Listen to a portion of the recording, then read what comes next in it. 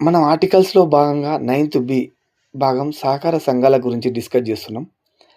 అందులో 243 జెడ్-హెచ్ అని ఉంటది నిర్వచనాలు. ఆర్టికల్స్ సంబంధించి. 243 జెడ్-ఐ వచ్చేసి సహకార సంఘాల ఏర్పాటు చేయడం. 243 జెడ్-జే సహకార సంఘాల బోర్డు సభ్యుల సంఖ్య మరియు వారి పదవీ కాలం. ఇక్కడ ఒకటే గుర్తుంచుకోవాలి. నీకు సహకార సంఘాల క్వెషన్ వచ్చిందంటే ముందల జెడ్ ఉంటది. తర్వాత ఆబ్లిక్ ఉంటది. అది గుర్తుపెట్టుకోండి. 243 జెడ్-కే బోర్డు సభ్యుల ఎన్నిక. 243 జెడ్-ఎల్ బోర్డు మరియు మధ్యకాలిక పాలక మండలి యొక్క అధికృతము మరియు రద్దు. 243 జెడ్-ఎం సహకార సంఘాల ఖాతాల ఆడిట్ సంబంధించింది. 243 జెడ్-ఎన్ బోర్డు సర్వసభ్య సమావేశం ఏర్పాటు. 243 జెడ్-ఓ సభ్యులకు సమాచారాన్ని పొందే హక్కు ఉంటుంది. 243 జెడ్-పి సంబంధించి ఆదాయాలు. పి అంటే ఆదాయాలు అంటే పి అంటే పవర్ అంటే ఇన్కమ్ ఉంటేనే పవర్ ఉంటుంది అట్లా.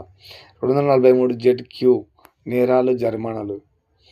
243 జెడ్-ఆర్ బహుళ రాష్ట్రాలకు వర్తించే విధంగా సహకార సంఘాలను ఏర్పాటు చేయడం. అంటే ఒక రాష్ట్రం కంటే ఎక్కువ వర్తింపజేసేటట్టు. 243 జెడ్-ఎస్ కేంద్రపాలితాలకు వర్తింపజేయడం. 243 జెడ్-టి ప్రస్తుత చట్టాలను కొనసాగించడం సంబంధించింది. 10వ భాగం వచ్చేసి షెడ్యూలు మరియు గిరిజన ప్రాంతాల గురించి ఉంటాయి. అందులో 2 ఆర్టికల్స్ ఉంటాయి. ఆ 2 డిస్కస్ చేద్దాం. 244 ఆర్టికల్ వచ్చేసి షెడ్యూలు మరియు గిరిజన ప్రాంతాల పరిపాలన. 244 ఏ అస్సాంలోని కొన్ని గిరిజన ప్రాంతాలకు స్వయం ప్రతిపత్తి కలిగిన రాష్ట్రంను ఏర్పాటు చేయడం మరియు దాని కొరకు స్థానిక శాసనసభను మంత్రిమండలిని ఏర్పాటు చేయడం. ఈ క్వశ్చన్లు ఎన్నోసార్లు వచ్చింది ఎగ్జామ్లో నీకు అస్సాం గురించి. అది షెడ్యూల్డ్ గిరిజన ప్రాంతాల గురించి బాగా ఇస్తారు.